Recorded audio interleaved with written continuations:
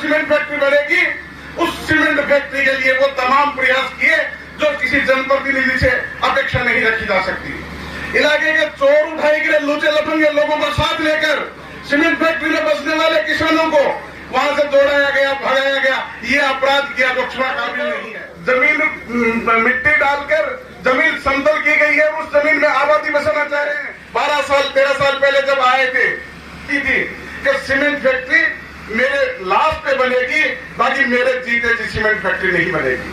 बहुत राजी हुआ, इस बात को लेकर बहुत खुश हुआ और उसने ये सोचा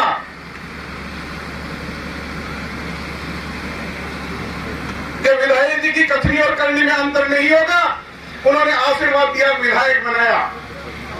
पिछले दिनों आपने देखा होगा कि उस सीमेंट फैक्ट्री जिसके लिए कह रहे थे कि मेरे लाश पे सीमेंट फैक्ट्री बनेगी, उस सीमेंट फैक्ट्री के लिए वो तमाम प्रयास किए जो किसी जनप्रतिनिधि से अपेक्षा नहीं रखी जा सकती। इलाके के चोर उठाए गिरे लूचे लफंगे लोगों को साथ लेकर सीमेंट फैक्ट्री में बसने वाले किसानों को वहां से दौड़ाया गया, भगाया गया, ये अपराध किया जो क्षमा काबिल नहीं है।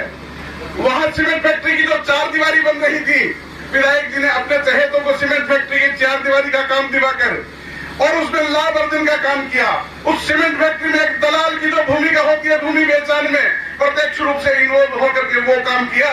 तो मैं इस जनता, नवलगढ़ की जनता से ये न्याय की अपेक्षा रखता हूँ कि वो वक्त और बेला आ गई है जब इन तमाम बातों का आप कहीं उत्तर दो और ऐसे जो बहरूपीय प्रकार के लोग हैं उनको कहीं ना वोट की चोट से आहत करो और एक खुले शब्दों जो वर्षों सैकड़ों सालों से उस जोड़े में पशुओं का मेला भरता था, उस मेला ग्राउंड को जमीन मिट्टी डालकर जमीन समतल की गई है, उस जमीन में आबादी बसाना चाह रहे हैं। ये लहू में जवारत पैदा करो, कंठ से क्रंदनी हुंकार पैदा करो। कुरुक्षेत्रीय भूमिका सजने लगी, उठो पार्थ, गांडियों में टंकार पैदा करो। तमाम कार्यकर्ता बंधु जो इस आज के प्रोग्राम में आए हुए हैं, जो लोग आए हैं तो इस प्रकार के कामों का प्रतिकार करें, विरोध करें, एकजुट होकर कहीं ना कहीं इस कुशासन का विरोध करें। बहुत बहुत धन्यवाद। जय हिंद, जय भारत। कमाल होता है, जिगर जिगर में संवरना कमाल होता है और बुलंदी पर पहुंचना बड़ी बात नहीं, बुलंदी पर ठहरना कमाल होता है। ये इन्होंने जीवन में जिया है। ये दुनिया तो एक और हर कविता के अंदर अलग अलग संदेश निश्चित तौर पर सुनकर अच्छा लगा। ढेरों सारी शुभकामनाएं देना चाहूंगा शाहू परिवार के वटवृक्ष के रूप में मंच को सुशोभित कर रहे आदरणीय चौधरी जयसुखराम जी कि उनका ये नया प्रतिष्ठान जिसका शुभारंभ आज शुभ वेला में आप कर रहे हैं, नियमवाद की प्रतिस्पर्धा के युग में मंतव्य एक ही रहता है कि जिस प्रकार भगवान के साथ हमें कोई धोखा नहीं कर सकते, उस प्रकार ग्राहक के साथ भी उसी सद्भावना से हम काम कर। मौका है इंडियन ऑयल पेट्रोल पंप के उद्घाटन का और आज मंच पर इस पूरी शेखावाटी के वो लोग विराजे हैं जिनकी उपस्थिति का आश्वासन आदरणीय राजेंद्र जी राठौड़ ने हम सबको दिया। इनके मन की मंच पर विराजे जिनका विशेष आमंत्रण रहा। आज पूरे हिंदुस्तान के भारतीय जनता पार्टी के राष्ट्रीय पदाधिकारियों की बैठक का दूसरा दिन था, पर भाई सतीश गजराज जी ने और सम्मान्य विशंबर जी ने, गिरधारी जी ने, सबने आग्रह किया कि शाहू परिवार के समागम में आना है। मैं उनको भी धन्यवाद देना चाहूंगा। आज मंच पर विराजे बुद्धराम जी सरपंच साहब, आदरणीय रामनिवास जी, मेजर जयराम जी, भाई सरजीत जी, भाई राजेंद्र जी कर्नावट, भाई राजेश जी कटेवा, विशंबर जी, गिरधारी जी, कीर्ति जी, जयंती जी, महिपाल जी, प्रकाश जी, संजय जहांगीर साहब, किशन जी, कुलदीप जी, सुभाष जी, सभी शख्सियत यहाँ विराजी है। मैं उन सबका धन्यवाद देना चाहूंगा और मुझे आभास होता है यहाँ आने पर शाहू परिवार की कितनी साथ और कितना प्रेम का बंधन है इस इलाके से, कितनी इतनी बड़ी संख्या में एक साउथ इंडियन पेट्रोल पंप के उद्घाटन के समागम में आप सबकी उपस्थिति निश्चित तौर पर इस परिवार की साख, इस परिवार का विश्वास और इस परिवार की प्रतिष्ठा अपने आप इंगित करने का काम करती है। ये शेखावाटी का इलाका है। हम सब लोग जानते हैं कि आज इस हिंदुस्तान के जितने भी बड़े औद्योगिक प्रतिष्ठान हैं, जितने भी नामचीन उद्योगपति हैं, वो शेखावाटी की दरा से निकलकर अलग अलग महानगरों में गए और उन्होंने बिरला जी से लेकर, टांटिया जी से लेकर, केडिया जी से लेकर, मैं किन किन का नाम लूं, पोदार जी से लेकर इन औद्योगिक प्रतिष्ठानों में बहुत बड़ा काम किया और बहुत बड़ा प्रतिष्ठान स्थापित किया। पहले लोग कहा करते थे कि शेखावाटी का कोई व्यक्ति व्यापार करने के लिए धोती और लोटा लेकर रंगून तक चला जाता था और वहां व्यापार प्रारंभ करता था और एक विश्वास और ईमानदारी यहाँ के लोगों में विश्वास भी है। और जिस तरह कहा जाता है कि वतन के लिए कुर्बानी देना यहाँ की परंपरा है। आप जहां भी चले जाओ, कोई गांव ऐसा नहीं बचेगा। कहते हैं कि इस शेखावाटी जनपद में बच्चा पैदा होता है, जिगर में बारूद लेकर पैदा होता है, वतन पर मर मिटने के लिए पैदा होता है। ऐसी धरा पर और इस प्रकार के कार्यक्रम में आपके बीच में आकर बड़ा अच्छा लगा। प्रोमेंद्र जी, ये लोकतंत्र है। इस लोकतंत्र में हर 5 साल में जनता मत की पेटी से अपने जन सेवक को निकालती है और जब जन सेवक सेवक का रूप छोड़ देता है और जन मालिक बनने की कोशिश करता है तो लूट। हम रामायण के अंदर हम पढ़ते हैं कि रावण से बड़ा विद्वान कोई नहीं, उससे बड़ा बलशाली कोई नहीं, और वो कहते थे कि मैं तो जहां जाऊं वहां विजयश्री मेरे पांव में रहती है। परंतु जब मति भ्रष्ट हुई रावण की और सीता जी का हरण करके ले आया तो धू कर उसकी लंका भी जली और रावण को भी मरना पड़ा।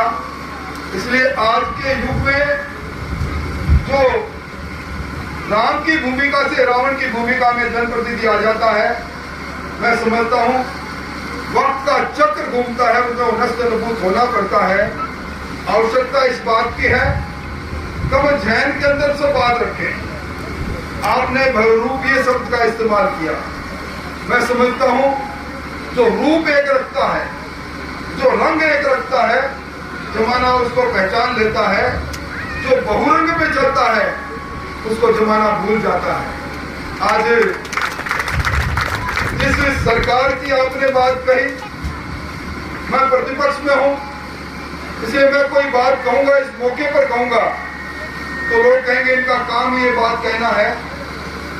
और जो राजस्थान का जर्रा जर्रा जानता है, राजस्थान के अंदर जब से सरकार आई, कहते हैं कमजोर शासक शोषण के कर्ता को जन्म देता है।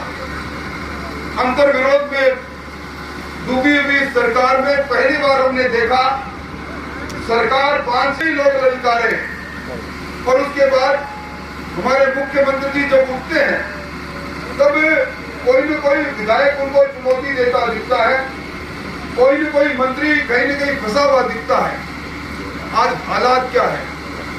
आज जो लोग शासन सत्ता चला रहे हैं, किसी का भाई हत्या में पकड़ा जाता है, किसी के बेटे पर बलात्कार का आरोप लग जाता है, किसी पर मंत्री के परिवारों पर अलग अलग तरह के भ्रष्टाचार के सीधे आरोप लगते हैं। मैं समझता हूं जब कुएं में भांग पड़ती है तो निश्चित तौर पर जनता जनार्दन का रूप लेती है और वो समय आने पर जब जनार्दन जनता में प्रकट हो जाता है तो उसके बाद सही निर्णय निश्चित तौर पर होते हैं। अभी मैं रास्ते में आ रहा था, मुझे ज्ञापन दिया गया, एक बच्ची की इज्जत लूटी गई और उसके बाद आज तक पुलिस कार्रवाई नहीं कर रही। बड़ा तकलीफ होती है। हमें महाभारत को पढ़ते हैं, महाभारत में कहते हैं महाभारत की बुनियाद उस समय रखी गई जब दूध क्रीड़ा में हारने के बाद दुर्योधन ने द्रौपदी के वस्त्र पर हाथ रखा, वस्त्र का चीरहरण कर रहा था। उस दिन महाभारत की बुनियाद पड़ गई थी। और आज तो हम देख रहे हैं, मैं नहीं कह रहा, सरकार के खुद के आंकड़े कह रहे हैं, नेशनल क्राइम ब्यूरो की रिपोर्ट कह रही है, राजस्थान महिला दुष्कर्म में लगातार दूसरी बार देश की पहली पायदान पर चला गया। सुबह से शाम होती है, 18 हमारी बहनें बेटियां दुष्कर्म की शिकार होती है। सुबह से शाम हो जाती है, 7 हमारे नौजवानों का, हमारे आम नागरिक का कहीं न कहीं कत्ल और हत्या हो जाती है। चोरियों की तो मैं बात ही क्या करूं।